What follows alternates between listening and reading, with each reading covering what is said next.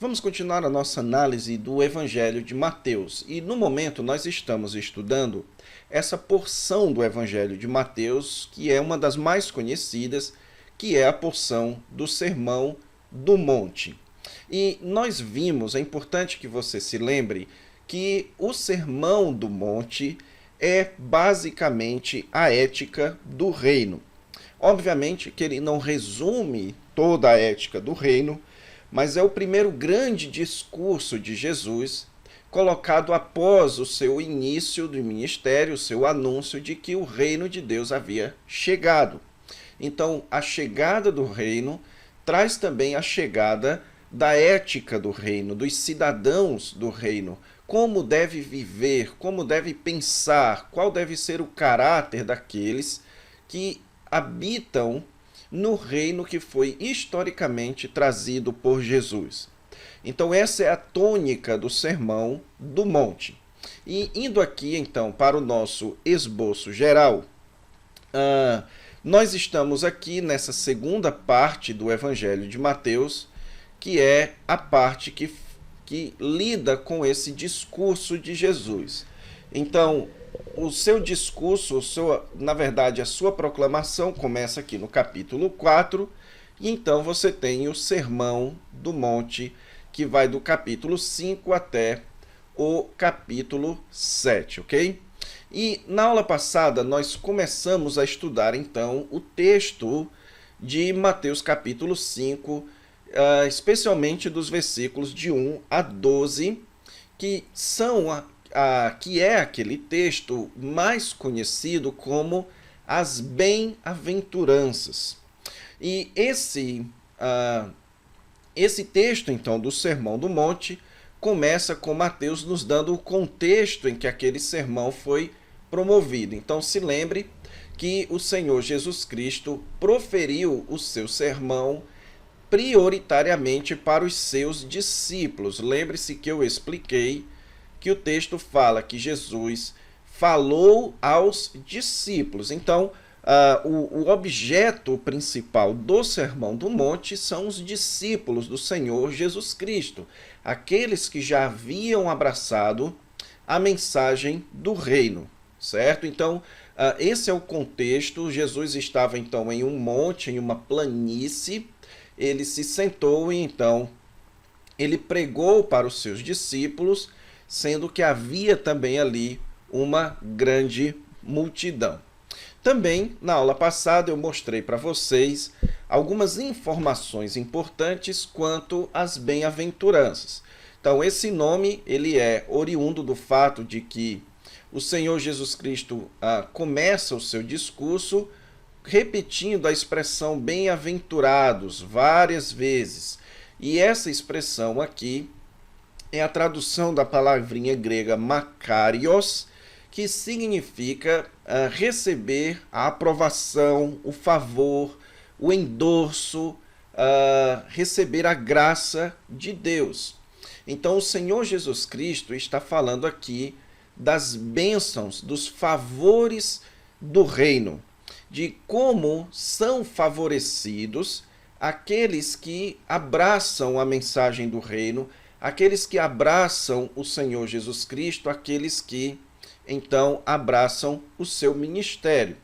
E, então, eu mostrei para vocês que existe um paralelismo entre o versículo 3 e o versículo 10, que cercam as bem-aventuranças em torno da temática do reino, que é colocado no presente, deles é o reino dos céus.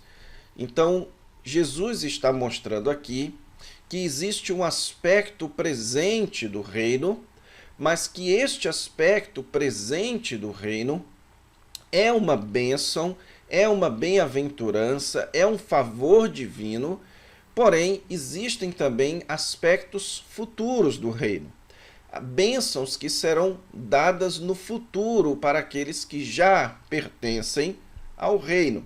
E por isso é que você tem aqui as formas futuras, serão, herdarão, certo? Serão fartos e por aí vai.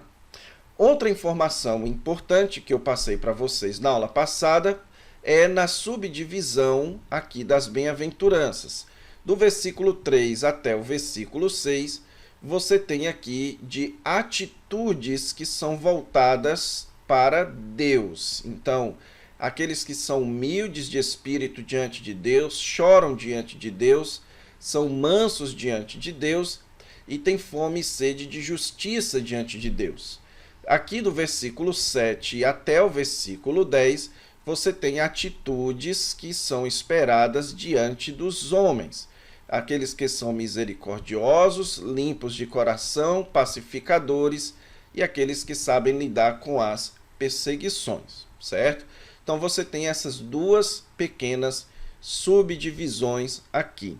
Então isso foi o que a gente viu na aula passada e então nessa aula eu quero centrar a atenção em vocês, agora sim, analisar cada um desses versículos e vamos primeiramente observar este primeiro bloco das bem-aventuranças, que vai dos versículos 3 até o versículo 6, ok? Então vamos lá. Versículos 3 ao versículo 6, como eu expliquei a vocês, irmãos, são aquelas bem-aventuranças de atitudes que devem ser expressas diante de Deus. E nós temos aqui, então, 4 atitudes que aqueles que habitam ou que já abraçaram a mensagem do reino devem expressar diante de Deus. A primeira atitude é essa: bem-aventurados os humildes de espírito. Uma outra tradução para humildes é pobres. Na verdade, é uma melhor tradução, é um costume da língua portuguesa a gente se referir a alguém que é pobre como humilde. Mas a ideia aqui é pobre, certo? Essa é a ideia que o Senhor Jesus Cristo quer passar. Bem-aventurado os pobres de espírito. Você tem um texto paralelo a esse, que é o texto de Lucas, lá em Lucas capítulo 6, versículo 20, onde você não encontra a expressãozinha de espírito. Jesus fala lá apenas bem-aventurado os pobres. Isso tem gerado, então, uma certa discussão, um certo debate sobre o que Jesus está realmente se referindo aqui. Será que Jesus está se referindo a bem-aventurado aqueles que têm aquela pobreza material, certo? Então, alguns intérpretes, como por exemplo Craig Keener, preferem afirmar isso, que Jesus está se referindo a uma pobreza material. Outros afirmam que não, que a pobreza que o Senhor Jesus Cristo está se referindo aqui é uma espécie de humildade espiritual. Bem, nós precisamos analisar esse texto e tentar entender aqui o que de fato o Senhor Jesus Cristo está querendo afirmar por pobre de espírito, certo? Um texto que vai nos ajudar a entender o que o Senhor Jesus está falando aqui é o texto de Isaías, capítulo 61. Então, se você tem aí a sua Bíblia, seria bom que você abrisse no texto de Isaías, capítulo 61. Lá em Isaías capítulo 61, o Senhor Jesus Cristo é escrito um texto profético se referindo ao Senhor Jesus Cristo, e nós sabemos isso porque o próprio Jesus aplica esse texto em si, que é o texto que diz: o Espírito do Senhor Deus está sobre mim, porque me ungiu para pregar boas novas aos quebrantados. Então, a palavra equivalente a essa palavrinha grega traduzida por pobre é a palavrinha hebraica traduzida por quebrantado. E a palavra quebrantado, ela tem uma ideia passiva de alguém que foi afligido, de alguém que é pobre, mas como resultado de alguma espécie de aflição, ok? Então, geralmente, a pobreza na época do Senhor Jesus Cristo, ela era associada a alguma aflição que as pessoas passavam, como, por exemplo, a morte de entes queridos, doenças físicas. Então, muita da pobreza na época de Jesus era causada porque as pessoas adoeciam e, portanto, não tinham condições de prover o seu próprio sustento, como, por exemplo, a lepra ou a paralisia.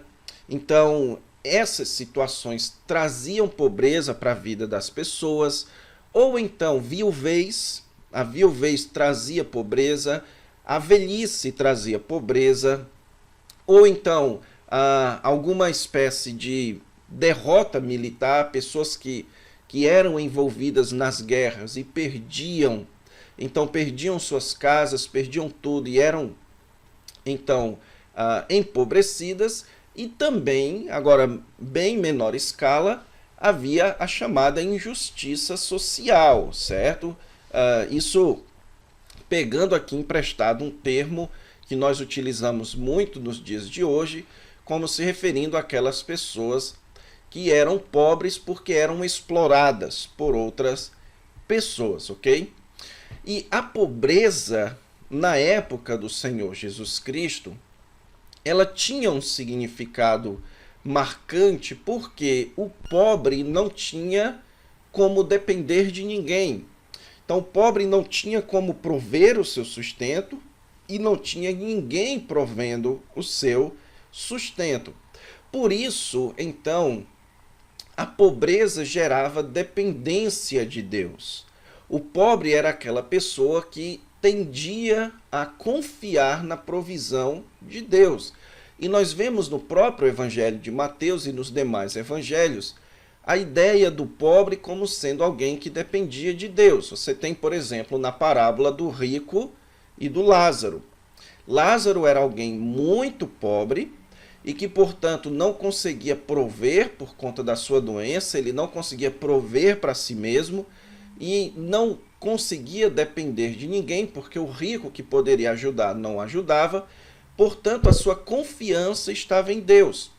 E quando então Lázaro morre e vai para o céu, no caso para o seio de Abraão, Abraão diz que Lázaro sofreu na sua vida e agora estava consolado, enquanto o rico havia desfrutado todos os bens e agora estava sofrendo. Então, por que eu estou contando tudo isso? Porque quando o Senhor Jesus Cristo fala então de pobre de espírito, ele está então pegando uma referência material, realmente é a pobreza material, mas ele está apontando aqui a atitude interna que era comum daqueles que eram pobres espiritualmente ou materialmente. Por isso que Jesus fala de pobreza de espírito. Jesus não está falando aqui de um espírito pobre, mas de uma atitude. Então, o que Jesus espera é de alguém que tenha uma atitude típica dos que são pobres. É essa a ideia. Bem-aventurado aqueles que têm no seu espírito uma atitude que é típica daqueles que são pobres. Que atitude é essa? A atitude de dependência de Deus. Então, quando você compara o texto de Mateus e o texto de Lucas, Mateus está especificando que a pobreza que Jesus está mencionando é a pobreza interna, é a atitude interna.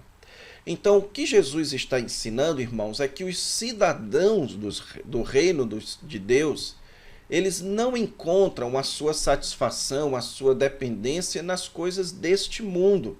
Eles encontram a sua satisfação e a sua dependência nas coisas de Deus. Então, de certa forma, o que Jesus está ensinando é que você pode até ser rico materialmente, mas você tem que ter uma alma de pobre, uma alma de alguém que não tem dinheiro. Então, esse é um conselho fundamental e importantíssimo para a nossa época. Se você, portanto, ganha 10, 15, 20 mil reais por mês, ou se você ganha milhões, se você então é muito rico, mas o que Deus espera de você é que a sua alma seja de pobre e você então continue entendendo que você depende totalmente de Deus.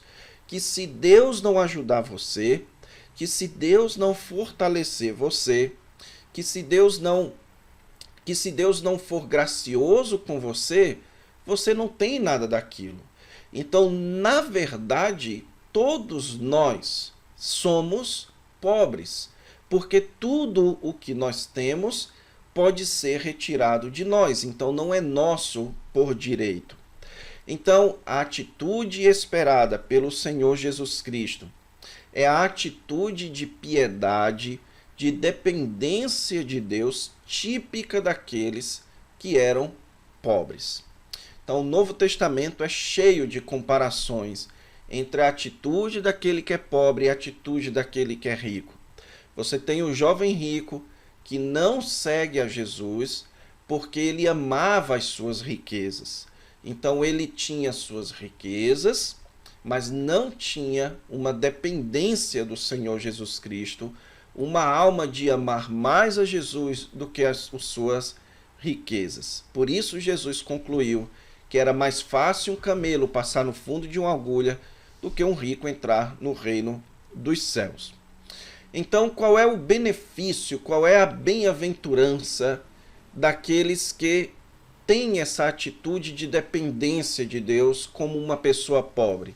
Deles é o reino dos céus. Então, naturalmente, aquele que não encontra a sua satisfação e o seu conforto e que, portanto, é afligido neste mundo e não encontra, então, nada de satisfação neste mundo, ele é abençoado porque ele faz parte do reino dos céus. Então, a grande bênção daqueles que dependem de Deus é que eles podem até não ser abençoados, digamos assim, eles podem até não ser abastados e bem-sucedidos com as coisas deste mundo, mas eles são bem-sucedidos no reino de Deus. Eles pertencem ao reino de Deus. Ok? Então a gente precisa trabalhar muito essa atitude em nosso coração, a atitude de enxergar a bênção espiritual que é poder pertencer ao reino de Deus. Então nós lutamos muito nas nossas vidas para pertencer a classes sociais. Aquele que é pobre quer ser da classe média, aquele que é da classe média baixa quer ser da classe média alta, aquele que é da classe média alta quer ir para a riqueza. E nós lutamos muito para pertencer a classes sociais. Jesus então está ensinando aqui que aqueles que têm um coração pobre, um coração de pobre, um coração de alguém que se contenta na dependência de Deus, que se alegra em poder depender de Deus, são abençoados na presença do reino de Deus. São abençoados por pertencerem ao reino de Deus neste mundo. Não às classes sociais, mas ao reino de Deus neste mundo. Ok? Segunda bem-aventurança, agora no versículo 4. Segunda atitude esperada daquele que pertence ao reino é bem-aventurado os que choram. Então agora Jesus vai falar da atitude do choro. E esse texto, irmãos, é um daqueles textos que são fundamentais para a gente entender a importância de você interpretar um texto bíblico dentro do seu contexto. Isso porque é muito comum você ouvir pessoas, por exemplo, que estão chorando por alguma perda na família, ou então estão chorando por alguma situação complicada no seu trabalho, ou alguma situação complicada na sua vida, e as pessoas dizem, olha, a Bíblia diz, bem-aventurados que choram, porque serão consolados. Então Deus sempre vai arranjar um consolo para aqueles que choram. Porém, mais uma vez, a gente precisa interpretar esse texto dentro do seu contexto. E o texto de Isaías 61, que eu mencionei para vocês anteriormente, ele ajuda você a entender esse texto. Em Isaías 61, o Senhor Jesus Cristo diz o seguinte: o Espírito do Senhor Deus está sobre mim, porque, quando eu digo o Senhor Jesus Cristo, na verdade esse texto se refere a Jesus. Então, continuando, porque o Senhor me ungiu para pregar boas novas aos quebrantados, enviou-me a curar os quebrantados de coração, a proclamar libertação aos cativos e pôr em liberdade os algemados, e a pregoar o ano aceitável do Senhor e o dia da vingança do nosso Deus, a consolar todos os que choram e a pôr sobre os que em Sião estão de luto uma coroa em vez de cinzas, óleo de alegria em vez de pranto, veste de louvor em vez de espírito angustiado, a fim de que se chamem carvalhos de justiças, plantados pelo Senhor para a sua glória. E o versículo 4 também é muito importante. Edificarão os lugares antigamente assolados, restaurarão os de antes destruídos e renovarão as cidades arruinadas, destruídas de geração a geração. Então, que choro é esse que o Senhor Jesus Cristo está mencionando aqui em versículo 4? Lembre-se, Jesus não está mencionando qualquer natureza de choro. Não é qualquer choro que o Senhor Jesus Cristo vai consolar, pelo menos nesse texto, ok? Então, outros textos podem dizer, por exemplo, que ele enxugará dos olhos toda lágrima. Mas nesse texto você precisa entender a questão do choro à luz da questão do reino, ok? Então, a primeira atitude, aquele que é pobre de espírito, é aquele que recebe o reino de Deus. A segunda atitude é aquilo que é esperado daqueles que são do reino. E aqueles que são do reino serão consolados do seu choro. Agora, por que as pessoas choram? Qual é a razão do choro aqui?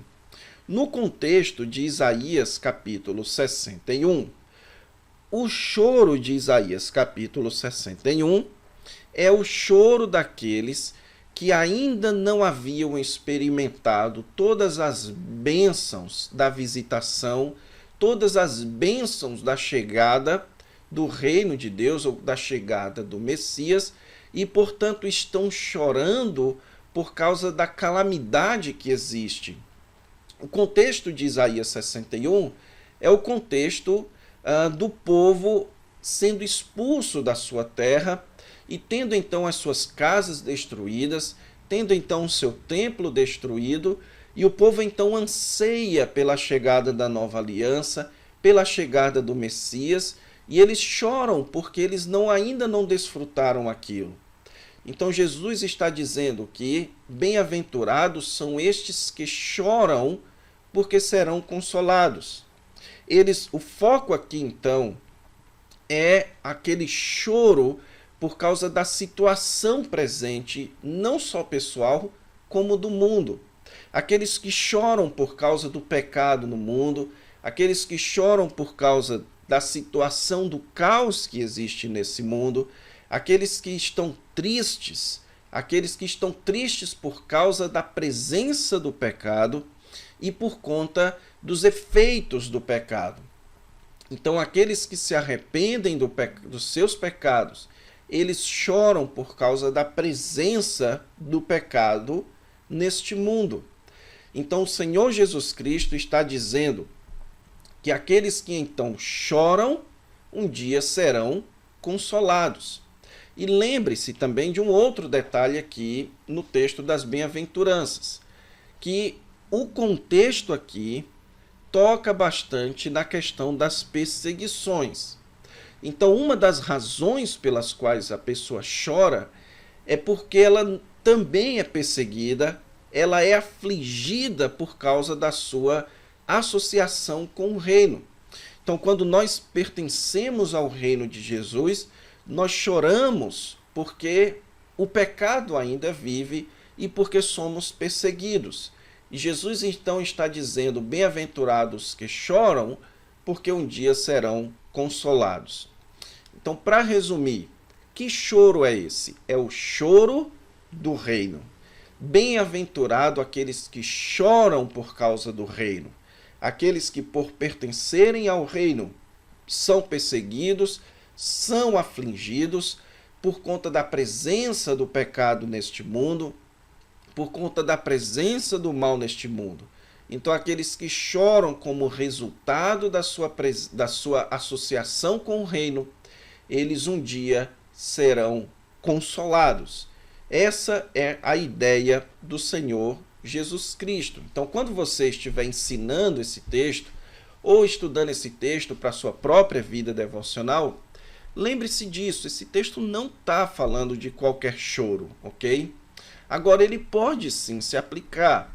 Então, se você tem algum irmão na sua igreja que está sofrendo perseguição por causa da sua fé, se você tem algum irmão na sua igreja que está tendo que confiar em Deus, mesmo diante de uma situação tão complicada em sua vida, se você tem alguém, ou se você mesmo, na sua vida, está passando por uma situação difícil por causa da sua associação com o Senhor Jesus Cristo, por causa da sua fé, da sua confiança em Deus, e isso tem feito você chorar, você precisa entender que aqueles que agora choram no reino de Deus serão consolados no reino de Deus. Aqueles que agora sofrem no reino de Deus serão consolados no reino que o Senhor Jesus Cristo trará, ok? Essa é a ideia do versículo 4. Agora vamos então aqui para o versículo 5. Agora fala de uma outra atitude: bem-aventurado os mansos. E como eu tenho explicado para vocês, irmãos, esses 4 versículos aqui falam da nossa associação, das atitudes nossas em relação a Deus. Então, a nossa primeira tendência, quando nós lemos bem-aventurados mansos, é falar de pessoas calmas. Manso, na língua portuguesa, tem a ideia de calma. Então, um cachorro que é manso é um cachorro que não agride ninguém. Uma pessoa mansa é uma pessoa calma. Uma pessoa que não é brava no seu dia a dia, ok? Porém, irmãos, a palavra mansidão, aqui traduzida no versículo 5, ela tem a ideia de humildade, de um descanso de humildade. Agora, quando Jesus utiliza aqui a palavra humildade, ele não está falando de qualquer tipo de humildade, ou de humildade como pobreza, ou de uma humildade subjetiva. A ideia de humildade aqui, ela é bastante referente ao Salmo 37. Então, se você tem aí a sua Bíblia, você tem um texto que provavelmente é o texto que Mateus 5,5 está aludindo. Salmo capítulo 37, versículo 9, diz o seguinte: porque os malfeitores serão exterminados, mas os que esperam no Senhor possuirão a terra. Então, note aqui o claro paralelismo. Os que esperam no Senhor possuirão, herdarão a terra. Então, o uso de Jesus aqui da palavrinha manso é a ideia contida no Salmo 37 daqueles que esperam no Senhor. Então, a humildade mencionada aqui por Jesus, a mansidão mencionada aqui por Jesus, é daqueles que se sujeitam à vontade de Deus, daqueles que assumem que a vontade de Deus é a melhor para a sua vida. Então, a mansidão é uma humildade distinta da arrogância. É o contrário da arrogância. A pessoa mansa é a pessoa que se sujeita a fazer aquilo que Deus quer. Não é aquela pessoa que arroga de Deus, aquela pessoa que exige de Deus, mas aquela pessoa que descansa e se sujeita ao jeito que Deus quer fazer. Então, aquelas pessoas que já pertencem ao reino, mas que veem a situação calamitosa em que vive este mundo, a presença do pecado, a presença do sofrimento, a presença da perseguição, mas lidam com isso de maneira contente, descansando na vontade de Deus, de permitir que tudo isso aconteça no presente, de permitir a presença dessas coisas na terra, essas pessoas herdarão um dia o reino que virá a este mundo, a esta terra. Então aqui o Senhor Jesus Cristo fala de uma humildade que espera em Deus, e essa pessoa humilde, ela herda a terra. Então, muitas vezes, irmãos, nós somos pessoas ansiosas. E por sermos ansiosos, nós deixamos de desfrutar o melhor das coisas. Então, muitas vezes, por tomar decisões precipitadas, por sermos ansiosos em comprar algo, em gastar o nosso dinheiro, você já percebeu que normalmente a gente acaba sofrendo as consequências e não conseguindo desfrutar o melhor por conta da nossa ansiedade. Então, a mansidão que Jesus está falando aqui é exatamente a atitude de não ser ansioso, de você saber ser contente na situação que o mundo está, onde você descansa na vontade de Deus. Você não é ansioso, você não exige de Deus, você não reclama com Deus, você descansa em Deus, você depende de Deus, você espera de Deus. Então o mundo é composto de malfeitores, de pessoas dispostas a fazer o mal. Enquanto isso, você espera na justiça de Deus, você descansa nas ações de Deus. Então, este ato de descansar em Deus, ele é abençoado. Essa atitude de descansar em Deus, ela é abençoada quando nós herdarmos a terra, quando nós desfrutarmos então o reino do Senhor Jesus Cristo, que será estendido a toda a terra. Então aqueles que souberam lidar com as perseguições e os sofrimentos dessa vida, esperando no Senhor, então receberão a sua recompensa. E por fim, o versículo 6, o texto aqui fala daqueles que têm fome e sede de justiça. Uma outra atitude daqueles que são do reino de Deus é que eles precisam ter fome e sede de justiça. A alusão aqui, irmãos, é ao Salmo 107. Então, se você puder, abra sua Bíblia aí no Salmo 107, versículo 5, que diz o seguinte: famintos e sedentos, desfalecia neles a alma. Então, na angústia, clamaram ao Senhor, e ele os livrou da sua tribulação. E no versículo 9 diz o seguinte: pois descendentou a alma sequiosa, e fartou de bens a alma faminta. Então, note aqui a ideia de uma pessoa que está sedenta, uma pessoa que está com fome, e recebe então a fartura como recompensa. Então, o que é a fome e sede de justiça? Naturalmente, irmãos, fome e sede tem a ideia de necessidade, ok? Então, isso é importante, mas também muito óbvio, certo? O que Jesus está usando aqui é a ideia de necessidade que existe na fome e na sede. Aqueles que têm uma grande necessidade de justiça.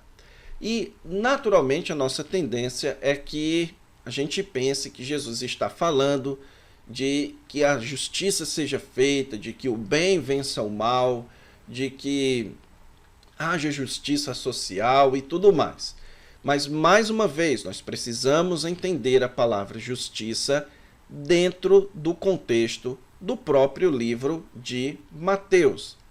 Por exemplo, lá no batismo de João, quando João disse que não queria batizar Jesus, Jesus diz que nos convém cumprir toda a justiça.